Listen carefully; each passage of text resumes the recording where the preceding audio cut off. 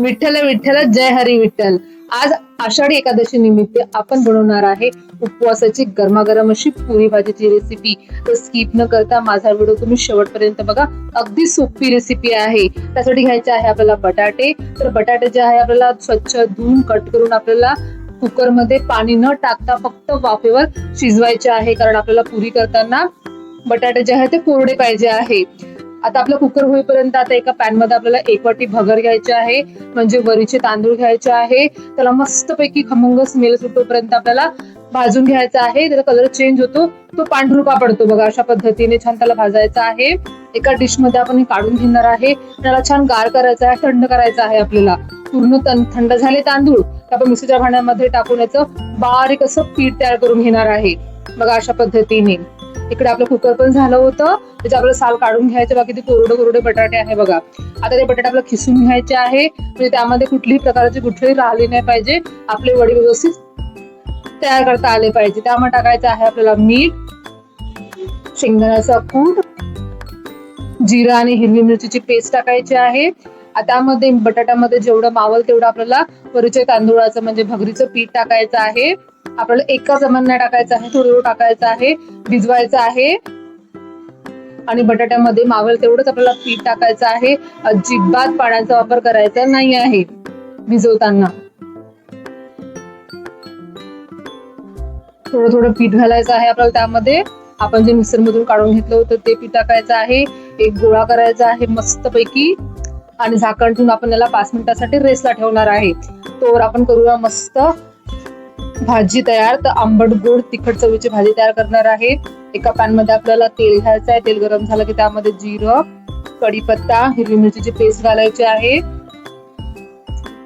आणि छान असं आपल्याला व्यवस्थित परतून घ्यायचं आहे, शिजवून घ्यायचं आहे तेलामध्ये. व्यवस्थित हिरवी मिरची, कढीपत्ता शिजला गेला की त्यामध्ये आपण चवीनुसार तिखट टाकायचं आहे. त्याला पण छान व्यवस्थित परतून घ्यायचं आहे, शिजवून घ्यायचं आहे. आता त्यामध्ये टाकायचं आहे आपल्याला 2 चमचे दही. व्यवस्थित मिक्स करायचं आहे. लगेच आपल्याला यामध्ये बॉइल्ड बटाटा जे आहे ते कट करून टाकायचं आहे.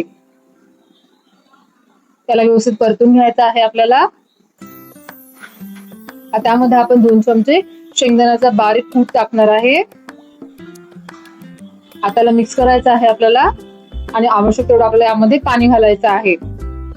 मस्तपैकी आंबट गोड तिखट चवीची आपली भाजी तयार होते. चवीनुसार मीठ घालायचं आहे, मिक्स करायचं आहे याला आणि ती छान अशी उकळी काढायची आहे. जेवढी छान तुम्ही याला उकळी काढसाल तेवढी आपल्या भाजीला टेस्ट खूप छान उतरते.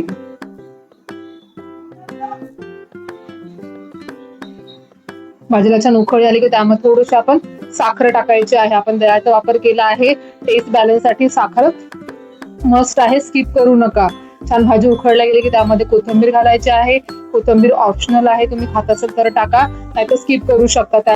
तयार आहे आपली उपवासाची भाजी. इकडे आता आपलं छानपैकी पुरीचं पीठ पण छानपैकी मुरलं होतं. आता याला चोळून घ्यायचं आहे. आपल्याला एक पॉलिथिन घ्यायचं आहे, त्यावर तेल टाकायचं आहे. एक छोटासा गोळा करून त्यावर आपल्याला पुरी जी आहे छान ती थापून घ्यायची आहे बघा अशा पद्धतीने. आणि सेम आकार येण्यासाठी मी अशा पद्धतीचा डब्बा वापरलेला आहे. तुम्ही कसंही ते तेलामध्ये तळू शकता. मी अशा पद्धतीचा आकार करून तेल गरम करून त्यामध्ये छानपैकी पुरी जी आहे तर टम्म फुगोपर्यंत तळून घेणार आहे. एका साईडला छान व्यवस्थित फुगू द्यायची आहे, नंतरच त्याला आपल्याला हळूवारपणे पलटून घ्यायची आहे बघा. छान आपली पुरी तयार झालेली आहे. त्यामध्ये तेल आपल्याला पूर्ण झारून घ्यायचं आहे. दुसरी पुरी आपण थापून घेऊया, शेप करून घेऊया. आता याला पण छानपैकी आपण तळून घेऊया. अशाच पद्धतीने माझ्या सर्व पुऱ्या तळ करून घेणार आहे. छानपैकी फुलतात पुऱ्या हे बघा. छान मस्त लाल होईपर्यंत, क्रिस्पी होईपर्यंत आपल्याला पुरी जी आहे ते तळून घ्यायची आहे. मी तुम्हाला तोडून पण दाखवते बघा. छान आपल्या पुरी तयार झालेली आहे. तर आजचा बेत तुम्हाला कसा वाटला मला कमेंट करून नक्की सांगा. तर हे आहे आपलं आषाढी एकादशी स्पेशल ताट उपवासाची पुरी भाजीची रेसिपी. भेटू नेक्स्ट व्हिडिओ मध्ये. Bye bye, take care.